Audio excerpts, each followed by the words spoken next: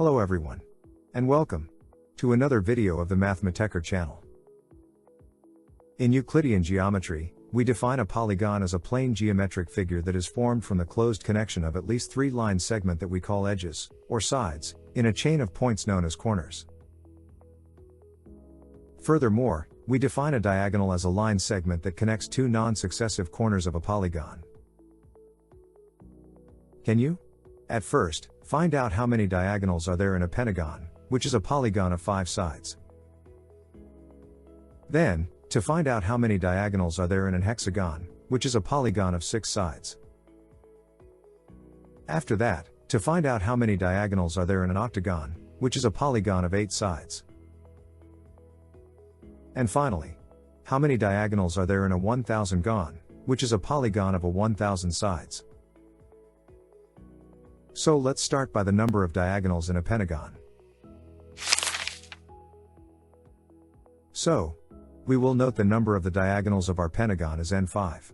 And in order to find out their number, we draw our pentagon and name its corners as A, B, C, D, and E, clockwise, which mean in the same direction as the way in which the hands of a clock move around.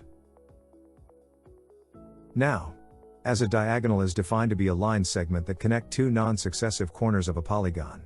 If we consider the first corner of our polygon, which is A, we notice that there are two corners next to it, which are B and E, and two corners non-successive to it, which are C and D. So starting from the corner A, we can trace two diagonals with the corners C and D.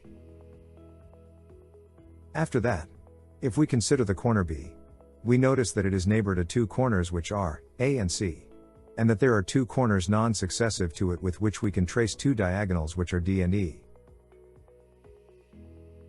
And then, as we're always moving clockwise, if we consider the next corner which is C, we notice that it is neighbor to two corners which are B and D, and that there are two corners non-successive to it which are A and E, but, this time, as we've already traced a diagonal between A and C, we're only left with the corner E, with which we can trace a diagonal starting from the corner C.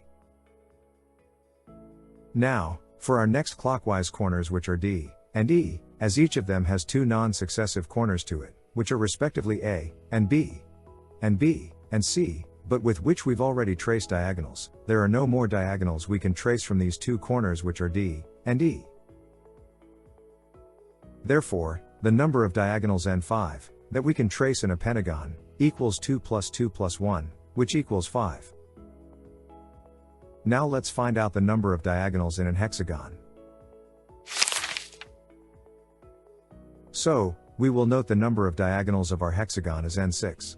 And we draw it and name its corners clockwise, as A, B, C, D, E, and F, in order to see the diagonals we can trace in it.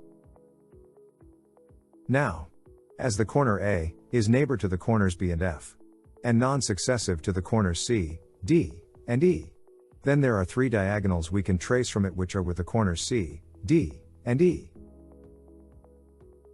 After that, moving clockwise, we have the corner B which is neighbor to the corners A and C, and non-successive to the corners D, E, and F, with which we can trace three diagonals.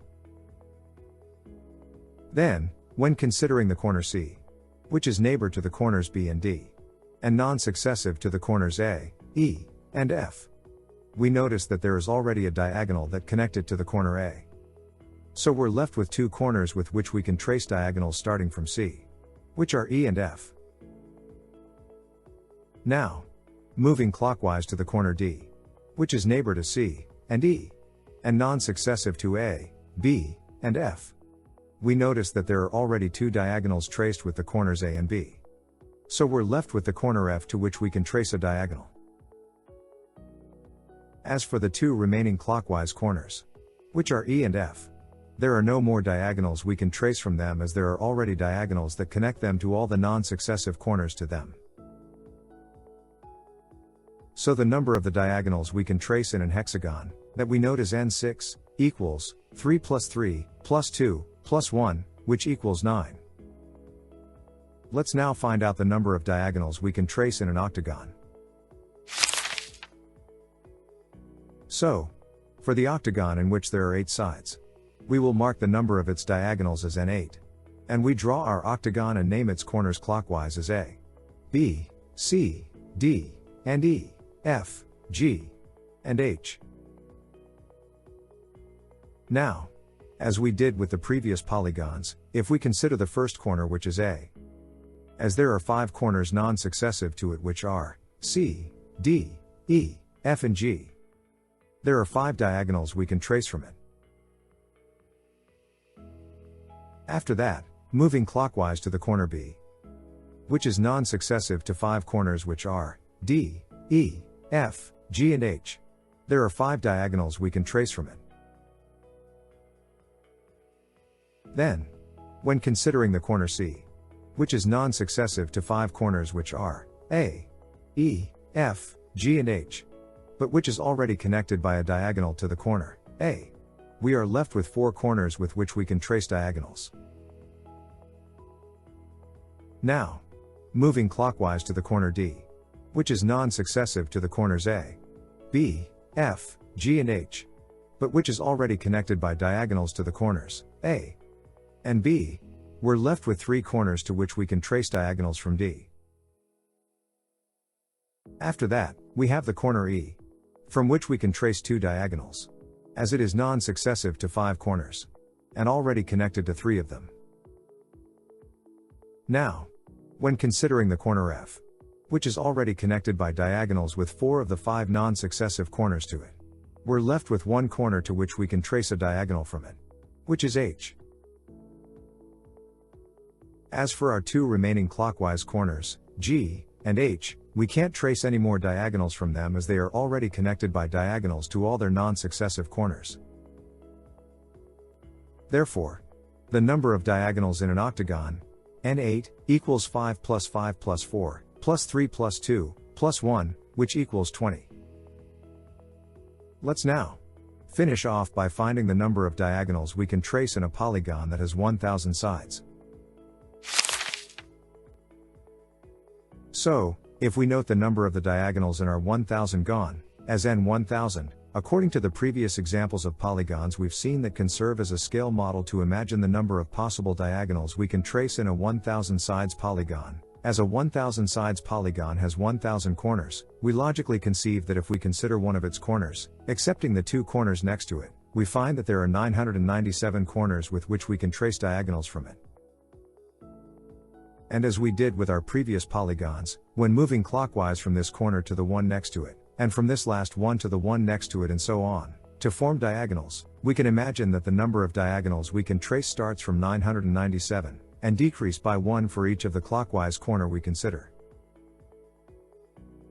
Therefore, the number of diagonals we can trace in a 1000 gon, n1000, would be equal to 997, plus 997, plus 996, plus 995, plus so on, plus 2, plus 1.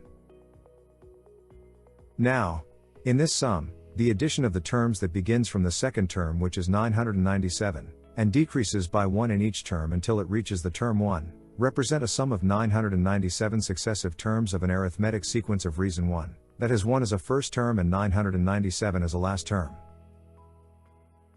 And as the formula of the sum S of n successive terms of an arithmetic sequence says that S equals P plus D, all multiplied by n over 2, such that P is the first term, and D is the last term, we deduce that our number of diagonals, n1000, equals 997, plus 997 plus 1, all times 997, over 2. Therefore, n1000 equals 498,500. And this is the number of diagonals in a polygon of 1000 sides. As always, thank you for watching.